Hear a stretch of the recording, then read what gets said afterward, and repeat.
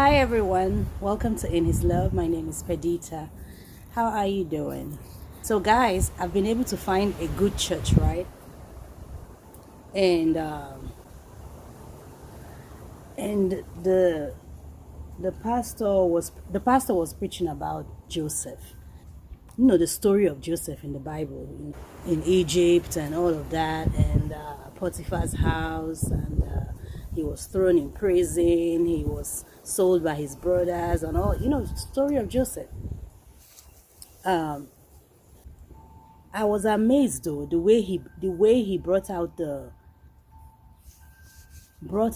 whole principle about us learning how to save our money from that story of Joseph.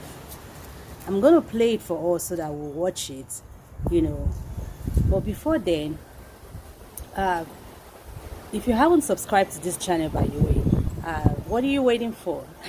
Just go ahead and subscribe. It doesn't cost anything. I mean, if you like what you're seeing, if you like what you've watched so far, and if this channel has been a blessing to you one way or the other, give us the gift of your subscription, and share this video so that way others can learn from it. Like the video so YouTube can push this video out there, and others are able to see it. Anyway, he was teaching about saving, how we as humans or as Christians, how we too we need to be saving. He was he was teaching on the dream that Pharaoh had, and how God gave Joseph the interpretation of the dream, which is the solution for that problem that Pharaoh saw in his dream. This pastor was talking about saving. I was just thinking, I was just like, wow, like a pastor can actually teach the members of the church, or the people about saving, how to save, encouraging people to save their money. It was amazing. And I'm sitting and I'm thinking about our African pastors, our Nigerian pastors. Like, never in history, maybe some do, or maybe one or two, because there's always a remnant. There's always a remnant pastors somewhere. But I was thinking, I'm like, never in history will our pastors tell you that you should save. They will only tell you to give and give and give. They will only tell you to, in fact, they will even tell you to go and borrow and come and give to God. They will never tell you about saving. They will never tell you about investing. They will never tell you about, it's like you don't keep anything to yourself. You don't plan for the unknown day. You don't plan for things that may happen as a human being. When life happens, how will you take care of it financially? There's no plan. They don't tell you things like that. These are things that only you have to know for yourself. Only you have to figure out by yourself. But here is a pastor from the story of Joseph interpreting the dream that Pharaoh had. He was able to pull out of that story and relate it to our lives, that we also should be saving for the evil days that may come in our lives. When tough times come, have you saved something?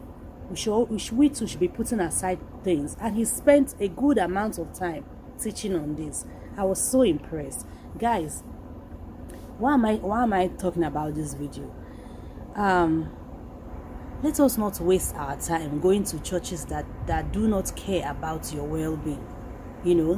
Let us not waste our time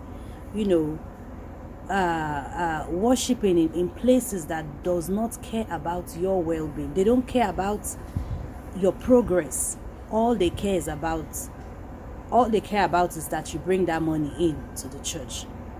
you know, or you serve, you know, you're doing one thing, you're in one group, you're in one department or the other, just working for them in the church. That's all they care about, you know. They don't encourage you to save. They don't encourage you to invest. They don't encourage you to do anything like that that will bring benefits to your life. Let's be careful. Is, you know, we Africans, we tend to want to go to our kind of churches, you know, because like the way we do our service, you know, everything is hot, is gym, and the other churches, Oyibo churches are too cool, they are too calm, they are too dry, but they are teaching. Some of them are teaching the Bible the way it should be taught. Some of them, I mean, it's not all out. If you want to dance, you want to gym, do that in your house.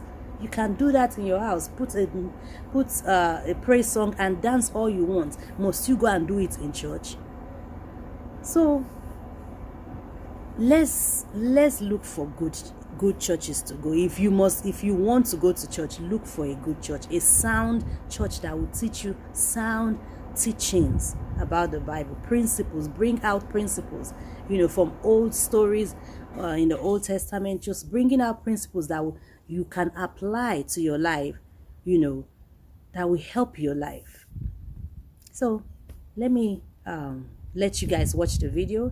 Don't forget to like the video, subscribe if you haven't, and thank you if all my returning viewers, I thank you all. Don't forget to leave your comment too. Let me know what you think about this message, and you know, in comparison with our African preachers preaching on this same story about Joseph. You know, they will tell you, oh, Joseph, God's favor was upon Joseph. You know, God brought him out from the prison overnight. God made him, you know, they emphasize on that, but they are not able to pick out any principle that we can apply to our current life. So enjoy the video, and I'll see you on my next video. Before then, remain in his love. God bless you.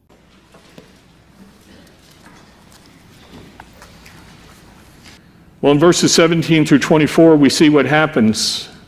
Pharaoh says, well, let me tell you the dreams I had. And Joseph reveals what they mean in verses 25 through 32. It says, now Joseph said to Pharaoh, Pharaoh's dreams are one and the same. God has told Pharaoh what he is about to do. The 7 good cows are 7 years, and the 7 good ears are 7 years. The dreams are one and the same. The 7 lean and ugly cows that came up after them are 7 years, and the 7 thin ears scorched by the east wind will be 7 years of famine. It is as I have spoken to Pharaoh. God has shown to Pharaoh what he is about to do. Behold, 7 years of great abundance are coming in all the land of Egypt, and after them 7 years of famine will come. And all the abundance will be forgotten in the land of Egypt, and the famine will ravage the land. So the abundance will be unknown in the land because of that subsequent famine, for it will be very severe. Joseph recounts the dreams. He gives the interpretation, and then he offers this advice in verses 33 through 36. Now, as for the repeating of the dream to Pharaoh twice, it means that the matter is determined by God, and God will quickly bring it about. Now let Pharaoh look for a man discerning and wise, and set him over the land of Egypt. Let Pharaoh take action to appoint an overseer in charge of the land, and let him exact 1/5 of the produce of the land of Egypt in the 7 years of abundance. Then let them gather all the food of these good years that are coming, and store up the grain for food in the cities under Pharaoh's authority, and let them guard it. Let the food become as a reserve for the land for the 7 years of famine which will occur in the land of Egypt, so that the land will not perish during the famine. Now, as we're reading about this, we see there is a very specific literal interpretation to the dream. He says there's a 14-year period God's revealed to you, Pharaoh. 7 are going to be plenty years. 7 are going to be poverty. In fact, so extreme it's going to wipe out all the abundance before it. And as we read this, there's an application to the situation that Pharaoh's facing, but there's a principle for us in our day to apply from this passage. That principle is that we too should be putting away some of our resources. We too should be building a reserve. I mean, every one of us has heard financial planners talk about, well, you should have an emergency fund. When a difficulty hits, when you lose your job, when there's an unexpected illness, when something has to be repaired on your car or home, you need to have some kind of a reserve fund that you can draw from in hard times. They tell you that you should be saving for retirement. They will tell us that the mark is about 15% of your yearly income that you should be putting away for those years when you will one day be retired. We're told that there is a time to save. Sometimes it's just to bless others with. If you've been blessed with an abundance, then you'll have resources on hand in order to give to somebody who maybe has a need that you can help be used by God as his hands and feet. In Proverbs 21:20, we're told, in the house of the wise are stores of choice food and oil, but a foolish man devours all that he has. As you look at your finances, are you wise or foolish? Do you have reserves? Or are you spending and consuming everything that you have? Now listen, I understand there are times where what you're bringing in doesn't match what your needs are. There are seasons where even the best of budgets can be hammered because of some unexpected expense that comes along. But often we create our own problems because we refuse to delay gratification. We want what other people have, or we say, well, I'm going to get a raise anyway, so I'm going to just pre-spend money or borrow above and beyond what is reasonable. And so what happens is we put ourselves in a position where we're in trouble. Or maybe every time you get a raise, you raise your standard of living to match that. Now, I'm not telling you not to enjoy the fruit of your labor. If you've worked hard, if you've gotten a promotion, if you've been given a bonus or something, wonderful. Take and enjoy some of it. Do something special. Celebrate. But friends, don't spend it all. Take some of it and set it aside. If you're going to raise your standard of living, don't raise it to the absolute maximum of what you have so that you're living hand to mouth. We should be saving money. Here Joseph tells Pharaoh they need to put away 20%. He says 1/5 of everything that is produced we are to take and store it away, 20%. Now that's a big number, isn't it? If you're in a current situation where you're saying, Roger, I'm struggling to make it from paycheck to paycheck, how in the world can I save 20%? Friends, if you're not saving a penny right now, save $1 a day. Just $1 a day. If you're saying, I'm not putting anything away, then just put away $1 a day. That's $7 a week. Any one of us can do that. We can find $1 of the day to start with. And then as you begin to save a little bit more, work your way up to 1% of your income. All of us at some point can reconfigure the way we're spending and what we're doing, and we can get to the point where we're saving 1% of our income. And then the next year, go to 2%. And the next year, go to 3%. And when you get a promotion or a raise along the way, you can turbocharge that and you can move up even faster. Remember, retirement specialists tell you to save 15% of your income. And so as you're moving up the ladder of saving, you're going to begin to build this reserve fund, this emergency fund. And you know, this is something that I've taught my kids from the day that they were little. We bought them these piggy banks you could get that were divided into 3 compartments. And one of them said giving to God, one of them said savings, and then the other just said stuff. And so when our kids would get $1, if they, dog sat, if they did some lawn care, if they did something, they got birthday money or anything, we would take the $1 and we'd turn it into 10 dimes. And we would say, we want you to take the first dime and give it to God. We want you to honor God with what you've received. And they would put a dime in there. And then we would say, you take the next dime and you put it into savings. And they would put it in there. And then they would have 8 dimes left over, 80% to do whatever they wanted. And then mom and dad would encourage them this way. We would say, whatever you add to your savings, we will match 100%. If you put 5 of those dimes in here, we will put 2 quarters in. We will match penny for penny whatever you save. Because we wanted to get them in the habit of beginning to save and understand what it means to grow. Some of you have this option at your companies. There are many companies that have a payroll match. They say whatever you will put aside into retirement, we will match up to a certain percent. We do it here at Wayside. We practice what I'm preaching today. Part of what we've done is said to our staff, up to 5% of what you will save beyond the required savings of FICA and Social Security, Medicare, all these things. We say whatever you put away dollar for dollar, we will match up to 5% because we want them to begin to prepare for the future, for retirement.